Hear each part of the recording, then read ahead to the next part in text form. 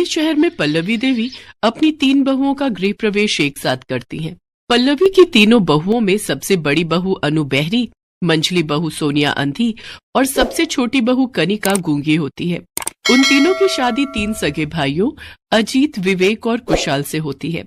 शादी करके जब वो तीनों एक साथ आती हैं, तो उनका गृह प्रवेश उनकी सास पल्लवी बड़े ही चाव से करती है और उन तीनों से कहती है, अरे मेरी अंधी, गूंगी, बहरी बहुओं, तुम तीनों के पैर के सामने कलश रखा है।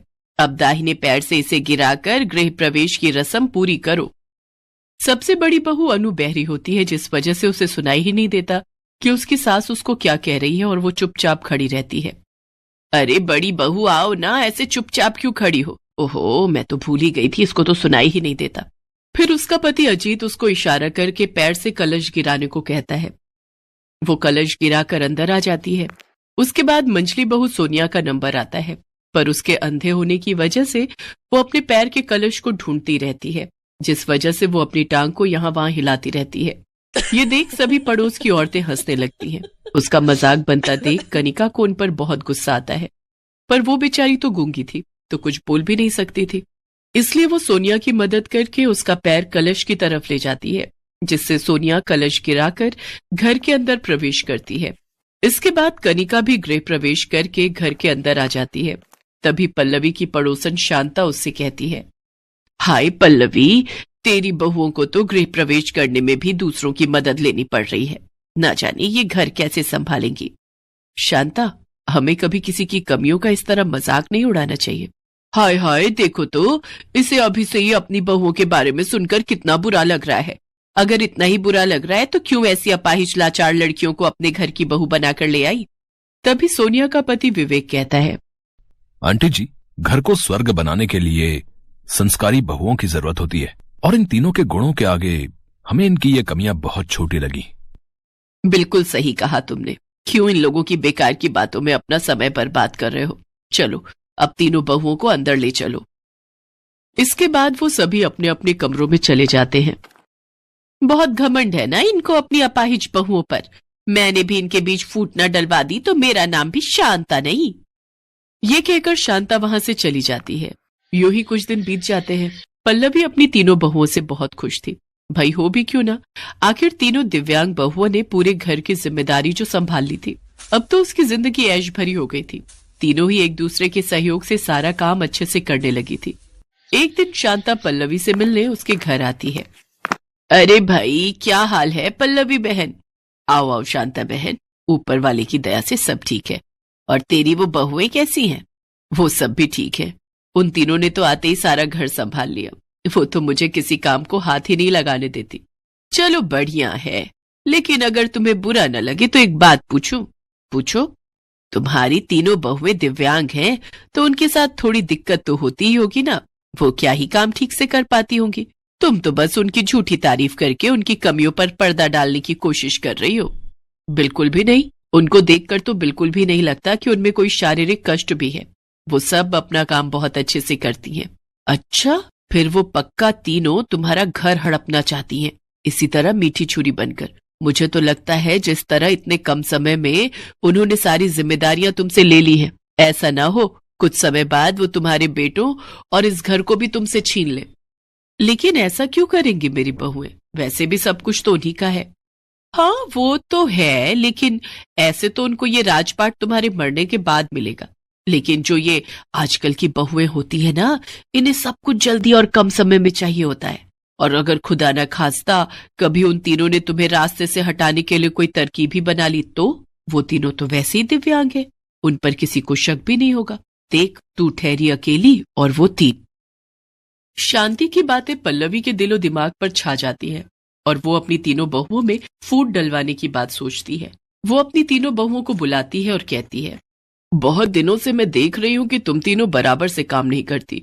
कोई बहू कम काम करती है तो कोई ज्यादा।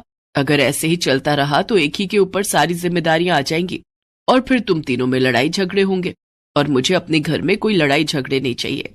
इसीलिए मैंने फैसला किया है कि अब से तुम तीनों अपना काम अलग अलग करोगी और कोई भी एक दूसरे की मदद नहीं करेगा। इसलिए तुम तीनों अपना अपना काम बांट लो। सोच लीजिए माँ जी, अगर आपने फिर कहीं हमें दूसरा काम करने को कहा ना तो फिर हम ये घर छोड़कर चली जाएंगी। नहीं, मैं क्यों कहूंगी। और हाँ, तीनों की तीनों मेरी बात कान खोलकर सुन लो। अगर कुछ भी पूछना होगा तो मेरे पास आना, एक दूसरे से कुछ नहीं पूछोगी।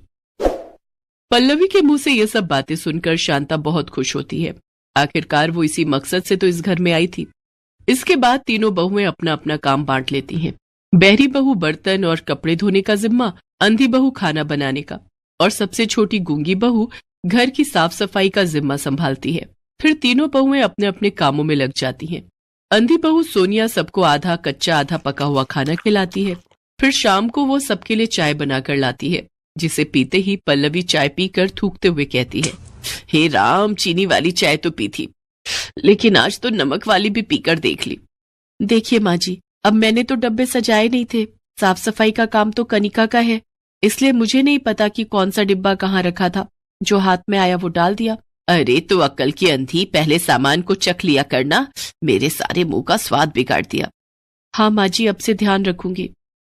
कनिका अपने काम में असफल होने लगी थी। दूसरी तरफ कनिका घर की साफ सफाई में लगी होती है। उसने सीढ़ियों पर गीला पोछा लगाए होता है कि तभी वहां पल्लवी आ जाती है और उसका पैर फिसल जाता है, जिससे कि वो सीढ़ियों से नीचे गिर जाती है। मर गई रे, मर गई। अरे कनिका सामने खड़ी थी तो बोल नहीं सकती थी कि फर्श पे गीला पोछा लगाया है, पर तू बोलेगी भी कैसे, गूंगी जो ठहरी। कनिका पल्लवी को उठाकर बेड पर लिटा देती है। उधर बहरी बहू यानी कि सबसे बड़ी बहू अनु, जिसके जिम्मे कपड़े और बर्तन धोना था, वो इतनी जोर जोर से बर्तन धोती है कि पल्लवी को आराम भी नहीं करने देती। जैसे ही उसकी आंख लगती तो बर्तनों के शोर से वो जाग जाती। पिछले कुछ दिनों से तो पल्लवी का बुरा हाल था। न तो उसको अच्छा खाना पीना नसीब हो रहा था, न ही अच्छी नींद। उसका सुख चैन सब छिन चुका था। सोचा था बहुओं में अंग्रेजों की फूट डलवाओ और राज करो वाली नीति अपनाकर राज करूंगी, लेकिन यहाँ तो मेरा ही हाल बुरा हो रखा है। हे भगवान, इनको कुछ बोल भी नहीं सकती, अगर इन्हें कुछ कहा तो घर छोड़कर चली जाएगी। पल्लवी ये सब सोच ही रही होती है कि तभी वहां उसका सबसे बड़ा बेटा अजीत आ जाता है और वो उससे कहता है, क्या हुआ माँ, आप ऐसे उदास क्यों बैठी हो? क्या बताऊं बेटा, किसी के कहने पर मैंने अपने ही घर में फूट डलवा दी और अब उसका खामियाजा मुझे भुगतना पड़ रहा है। क्या हुआ माँ, शुरू से बताओ। इसके बाद वो सारी बात अजीत को बताती है कि कैसे शांता के कहने पर उसने अपनी बहुओं को अलग कर दिया। तभी वहां उसकी तीनों बहुएं आ जाती हैं। अपनी सास की बातें सुनकर सोनिया कहती है, माँ जी, हम तीनों को तो कोई भी अलग नहीं कर सकता। ऊपर वाले ने हम तीनों की कमियों को पूरा करने के लिए ही हमें एक दूसरे से मिलाया है। जब हम तीनों साथ होती हैं तो सब काम अच्छे से कर लेती हैं, लेकिन जैसे ही हम अलग हुई तो हमारा सारा काम भी गड़बड़ा गया। हम तीनों एक साथ मिलकर ही सारे काम अच्छे से कर सकते हैं। सोनिया बिल्कुल ठीक कह रही माँ, और हमें कभी भी दूसरों के बहकावे में आकर अपने घर में फूट नहीं डालनी चाहिए। मुझसे भूल हो गई जो मैंने अपना ही घर तोड़ने की कोशिश की। अब मेरी समझ में ये बात आ गई है कि एकता में ही बल है। इसके बाद वो सभी सारे गिले शिकवे भुलाकर राजी खुशी एक साथ रहते हैं। आधी रात का समय था। पूरा गांव अंधेरे की आगोश में था, लेकिन माहेश्वरी देवी के घर से हल्की रोशनी आ रही थी। ऐसा लग रहा था कि उनके यहाँ लोग जागे हुए हैं। माहेश्वरी देवी की बड़ी बहू रागिनी के कमरे से खुसुर फुसुर की आवाज आ रही थी। तुमने आज भी देर कर दी आने में, जाओ मैं तुमसे बात नहीं करती। अरे ऐसा मत करो मेरी जान, बात बंद कर दोगी तो तुम्हारा ये आशिक जिएगा कैसे? तुम्हें सिर्फ अपनी फिक्र है दिलीप, मेरी नहीं। कभी मेरी जगह पर खुद कर रख कर देखो तो पता चल जाएगा तुम्हें। अरे हम तुम अलग कहाँ हैं, हम दोनों तो एक ही है ना, दो जिस्म लेकिन एक जान। ये कहकर दिलीप ने रागिनी को अपनी बाहों में भर लिया। बहुत तड़पाते हो तुम दिलीप। तुमसे कम रागिनी। उसके बाद दोनों एक दूसरे में खो गए। कुछ घंटे बाद की बात है। माहेश्वरी देवी की छोटी बहू दीपा भी उस समय जाग रही थी और उसके कमरे में भी दिलीप नाम का वही शख्स चुपचाप खड़ा था जो कुछ देर पहले रागिनी के साथ था। उसे देखते ही दीपा भी गुस्सा हो रही थी। मिल गई फुर्सत तुम्हें? घड़ी देख रहे हो कितने बज रहे हैं? अब तो सुबह होने वाली है। तुम कहो तो सूरज से कह दूं कि आज थोड़ी देर बाद निकले। बस तुम्हें बातें बनाना ही आता है। एक दिन कोई पकड़ लेगा ना हम दोनों को, तो फिर सारी आशिकी धरी की धरी रह जाएगी। अरे ऐसे कैसे पकड़ लेगा? और अगर पकड़ लेगा तो तब की तब देखी जाएगी। दिलीप, तुम मुझसे प्यार तो करते हो ना? अरे, तुम्हें कोई शक है क्या? शक नहीं है, लेकिन तुम मुझे यहाँ से लेकर भाग क्यों नहीं जाते? कब तक हम दोनों इस तरह छिप छिप कर मिलते रहेंगे दिलीप? अरे दीपा मेरी जान, मैं पूरी सेटिंग में लगा हूं, थोड़ा समय लगेगा अभी। कुछ दिन और इंतजार करना, फिर तो हर दिन हम दोनों ऐश करेंगे बिना किसी की परवाह किए। माहेश्वरी देवी जिस कमरे में सोई हुई थी, अचानक उनके कमरे के बाहर एक कुत्ता जोर जोर से भौंकने लगा। फिर कुछ देर बाद वो रोने लगा। कुत्ते के रोने की आवाज से माहेश्वरी देवी की नींद खुल गई। ओह, इसे क्या हुआ? ये इस तरह क्यों रोने लगा? माहेश्वरी देवी को प्यास लगी थी। वो बिस्तर पर बैठे बैठे ही अपनी बहू को आवाज देने लगी। रागिनी, दीपा, बहू, बहू। रागिनी तो गहरी नींद में थी, तो उसे अपनी सास की आवाज सुनाई नहीं थी। लेकिन छोटी बहू दीपा दिलीप के साथ आनंद के उस सागर में गोते लगा रही थी, जहां वे दोनों सिर्फ एक दूसरे के दिल की धड़कन और तेज चलती हुई सांसों की आवाज ही सुन सकते थे। दिलीप, मुझे तुम्हारे साथ हमेशा ऐसे ही रहना है, प्यार के समंदर में गोते लगाना है और भूल जाना है पूरी दुनिया को। माहेश्वरी देवी ने कई बार दोनों बहुओं को आवाज दी, लेकिन किसी ने उसकी आवाज नहीं सुनी। तो लगता है खुद ही उठकर पानी लाने जाना पड़ेगा। माहेश्वरी देवी को दिखाई नहीं देता था, लेकिन उन्हें अंदाजा तो था ही कि कैसे अपने कमरे से बाहर निकलकर रसोई की तरफ जाना है। वो अंदाजे से ही कमरे से धीरे धीरे कर बाहर निकली। जैसे ही वो छोटी बहू के कमरे के पास पहुंची, उसे खुसुर फुसुर की आवाज सुनाई दी। अरे, बहू के कमरे में कोई है क्या? वो किससे बात कर रही है? माहेश्वरी देवी उसके दरवाजे को खटखटाने लगी। बहू, बहू, छोटी बहू। अचानक दीपा का ध्यान अपनी सास की आवाज पर गया और उस आवाज को सुनकर उसका दिल जोर जोर से धड़कने लगा। अरे, ये अंधी बुढ़िया कब जग गई? दिलीप, तुम चुपचाप रहना, मैं संभालती हूँ मोर्चा। मैं बुढ़िया से बातें करूंगी, तुम पीछे से निकल जाना। वो तो अंधी है, उसे कुछ पता नहीं चलेगा। दीपा ने दरवाजा खोला और दिलीप पीछे से निकल गया। क्या हुआ माँ जी, आप दरवाजा क्यों पीट रही हैं? तुम्हारे कमरे में कोई है क्या दीपा? तुम किससे बातें कर रही हो? मैं और बातें? क्या माँ जी, आप ये क्या कह रही हैं? मैं तो अकेली हूँ अपने कमरे में, मैं भला किससे बातें करूंगी? लगता है आपने कोई सपना देखा है। सपना? सपना तो नहीं था। अच्छा छोड़ो, सुनो, थोड़ा पानी पिला दो ना। आप रुकिए, मैं ला देती हूँ। लेकिन कितनी बार आपको कहा है कि आपको कोई जरूरत हो तो आप मुझे आवाज दे दिया करिए। दिया तो था बहू, पर तुमने सुना नहीं, इसलिए मुझे खुद से आना पड़ा।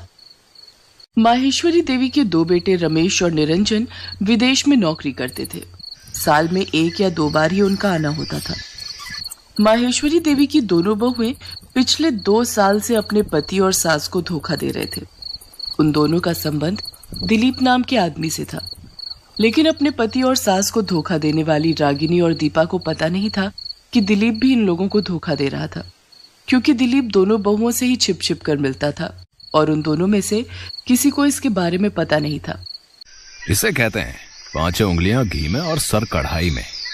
रागिनी और दीपा के मजे भी ले रहा हूं, और जब जरूरत होती है उनसे पैसे भी ले लेता हूं। बस अपनी ये जिंदगी ऐसे ही चलती रहे और वो दोनों सपने देखती रहे कि मैं उन्हें लेकर भाग जाऊंगा और शादी करूंगा।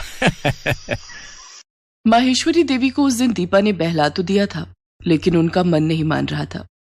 अब वो बेचारी देख तो सकती नहीं थी, लेकिन वो कहते हैं ना, जो देख नहीं सकते उनके पास मन की आंखें होती हैं, और मन की आंखें साधारण आंखों से कई गुना ज्यादा देख सकती हैं। कुछ तो गड़बड़ है, लेकिन क्या, ये मैं समझ नहीं पा रही हूं। बहू ने उस दिन झूठ बोला, ये तो पक्का है। उस दिन के बाद माहेश्वरी देवी रात को और ज्यादा अलर्ट रहती और हर दिन उसे लगता कि रात को उस घर में कोई आता जरूर है। मुझे ऐसा सोचना तो नहीं चाहिए, लेकिन लगता है कि मेरी छोटी बहू किसी गलत राह पर है। एक रात की बात है, दिलीप दीपा के साथ उसके कमरे में था। माहेश्वरी देवी की आंखों में नींद नहीं थी। वो चुपके से उठी और दीपा के कमरे की ओर बढ़ चली। उसने दीपा के दरवाजे पर कान लगाया तो उसे फिर से किसी पुरुष की आवाज उसके कमरे से आई। मेरा शक बिल्कुल सही था, जरूर कोई गैर पुरुष मेरे घर में है। माहेश्वरी ने जोर जोर से दरवाजा पीटना शुरू कर दिया। इस बार दरवाजा पीटने के कारण बड़ी बहू रागिनी की भी नींद खुल गई। इधर इसकी छोटी बहू सास द्वारा इस तरह दरवाजा पीटे जाने पर आग बबूला हो रही थी। ये अंधी बुढ़िया पागल हो गई है क्या? कहीं इसके इस तरह दरवाजा पीटने से रागिनी दीदी की नींद ना खुल जाए। अगर उसकी नींद खुल गई तो फिर लेने के देने पड़ जाएंगे।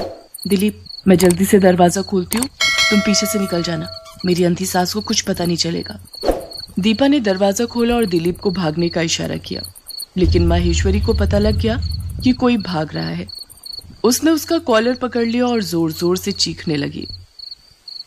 बहू, बहू, देखो देखो, ये कोई आदमी तुम्हारे कमरे से निकलकर भागने की कोशिश कर रहा है।